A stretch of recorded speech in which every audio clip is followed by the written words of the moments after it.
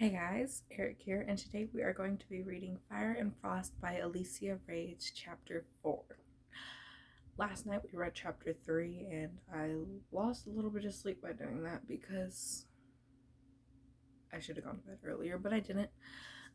So let's jump right in if after I find the chapter. Chapter 4. Okay.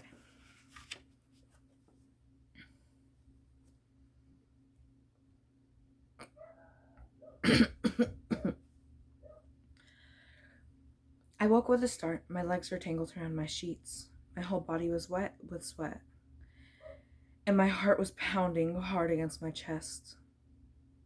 I knew I had woken from a nightmare, but the details of the dream now eluded me as I struggled to remember what had terrified me. I lay in bed for several long minutes until an image of my nightmare resurfaced in my mind. I remembered the sound of a car door shutting. I recall the way the interior light lit up my face in the side mirror. No, not my face.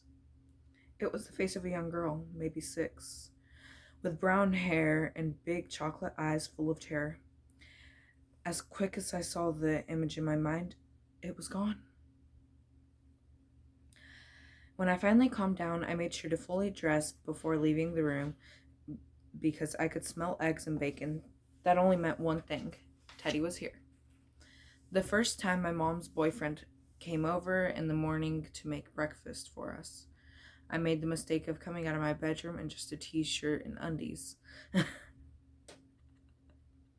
How do you do that? Well, I guess she didn't really know. Really should have made the connection that there wasn't the smell of charred breakfast in the air, which meant someone other than my mother was cooking. Needless to say, it was a bit embarrassing. When I entered the kitchen, I gave Teddy a hug. I was glad he was cooking since my mother was known to burn food, and I had the tendency to oversalt everything.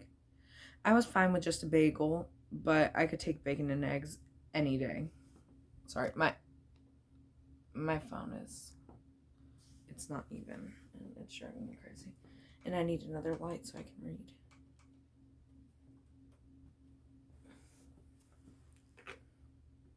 Oh, there we go.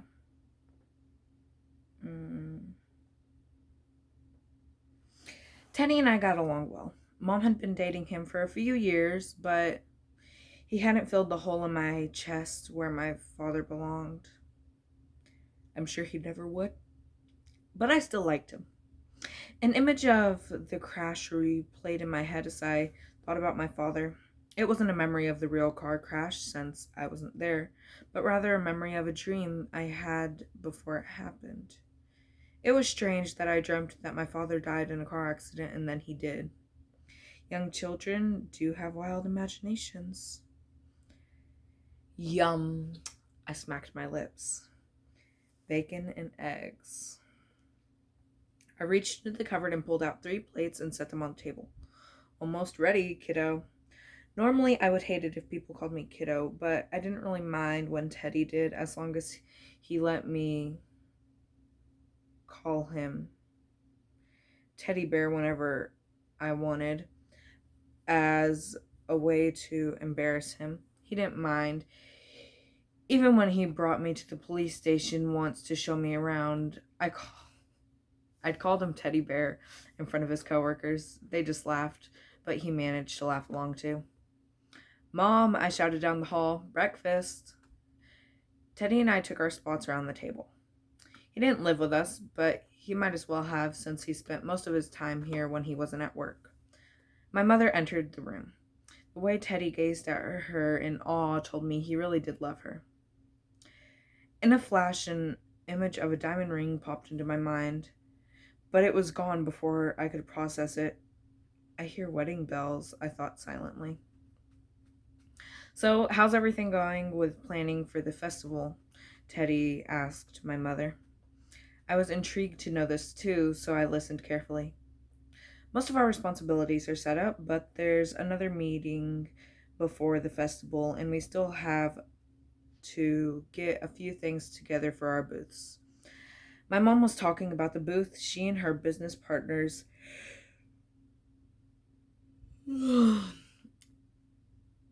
sorry, set up at the Peyton Springs Halloween Festival every year. Since they're the experts in town on Halloween, they graciously volunteered. Plus, I just realized I have a freckle. Right there. That's a freckle. Right? Yeah. Graciously volunteered. Plus, it was really good for business promotion. My mom ran a fortune telling booth and dressed up as a gypsy every year. She knew all about the superstitions with tarot card readings and crystal balls, but it was, of course, all just for fun. A lot of people raved about how accurate she was.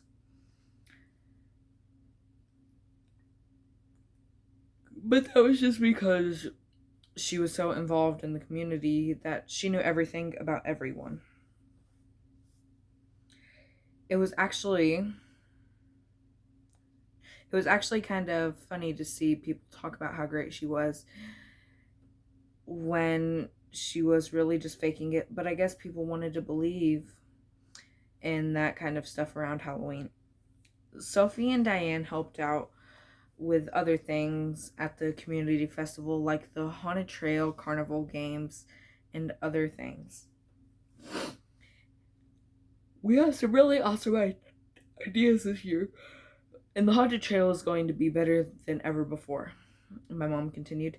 There are lots of people willing to help out, and Cheryl and Tammy are really doing a lot to make this year a blast. Cheryl Satterson and Tammy Owen were the co-heads of the festival, but they were always begging my mom and her friends for help, which I found odd. My mom should have just taken over the festival, but then again, I thought maybe Tammy needs it this year to help her get past this difficult time. After all, we had just passed the anniversary of her daughter's death, which left me feeling kind of bad for her. I applauded her for how she was holding together and getting so much done with the festival. I'll try to be there, Teddy said, but I can't make any promises. We have a lot of work at the station lately. I crunched into my bacon. I'm sorry. My nose itches and I have a runny nose right now. It was like heaven in my mouth. I was causing my mom and Teddy to stare at me. What? I said innocently. It's good. The kitchen went silent again when we dug into food. Teddy was the one to break the silence. I was wondering if you girls were busy tomorrow night. My mom and I exchanged a glance. No, she answered. What did you have in mind? Teddy shrugged. But it didn't feel like honest nonchalance to me. He seemed nervous about something. I just wanted to take you girls out. We haven't gone out in a while. Is it a special occasion? I asked. No, I just thought it would be fun. My mom looked at me again and nodded lightly. Sounds great. I left the house in a much better mood than the day before and made it to the corner at the same time Emma approached. Looking better, she complimented. Feeling better, I agreed. As we strolled to school, I was reminded of the scene we walked into yesterday with the fundraiser. I thought about Olivia briefly and wondered again if I should tell Emma that I thought I saw her in the hallway. I decided not to. It would just come across sounding as if I were crazy when I told people in my kindergarten class that I had a friend named Ava who apparently no one else could see or talk to. My classmates called me crazy. All it took was me telling Ava to go away before I made friends with Emma and passed the phase of imaginary friends. Maybe I could tell Olivia to go away and her face wouldn't appear in my mind. That is, if I ever see her again. And since I'm not crazy, I told myself, I don't believe that I will. I didn't say anything to Emma. I had a much more successful day at practice, killing my serves and reacting quickly. When practice ended, I was about ready to eat a horse. I mentioned this to Emma. Ugh, I want food now. But I still have to go home and get my stuff for overnight. Why don't you go get your stuff and I'll go home and start the pizza, she offered. It should be ready when you get there. Deal, Emma. Deal, I agreed. I skipped the line. Emma and I walked to our corner. In our privacy, I again considered telling her about what happened to me. I still wasn't sure about talking about Olivia. But I should at least tell Emma about getting my period, right? I thought perhaps that's something best saved for girl talk tonight. Or maybe that's too private to mention. I tried thinking back to when Emma started her period. I couldn't remember if she told me right away or not. I thought of what I should and shouldn't say, still nagged at me as we went our separate ways towards our home. When I entered the door to our one-story house, Diane and Sophie sat in our living room. Girls' night for you two? I asked before they had a chance to greet me. Yep, Sophie answered as she bounced up from the couch. She held me at arm's length. Is something bothering you, sweetie? Does being a teenage girl count as an excuse? Diane laughed from her spot on the couch. Sure it does. Sophie embraced me, which helped soothe me. I wrapped my arms around her small frame. Sophie was about my height with curly brown hair and bright eyes. She always seemed upbeat and happy. Diane, on the other hand, was completely her opposite, which helped balance them out as friends, as best friends. Diane was a bigger woman with long, thick auburn hair that she always piled on top of her head. She was less laid back and more serious. It's great to see you guys, but I have to pack up my stuff and head over to Emma's. I went to my room and filled a bag with overnight supplies. Do you want to ride, Crystal? My mom shouted from the kitchen when I re-entered the main room. No, Mom, I'll walk. She poked her head around the wall separating the two rooms. Are you sure? It's getting dark. Mom, it's only a few blocks. I'll be fine. Okay, sweetheart. I'll see you tomorrow. Bye, Mom. Catch you later, girls. It wasn't really a long walk to Emma's house, but I found myself second guessing if I had packed everything I needed. I mentally ticked off the necessities in my head as if the cramps in my abdomen were trying to tell me something.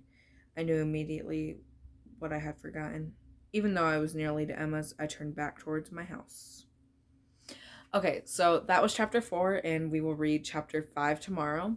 Thank you guys so much for watching, and I'll see you guys next time. Bye!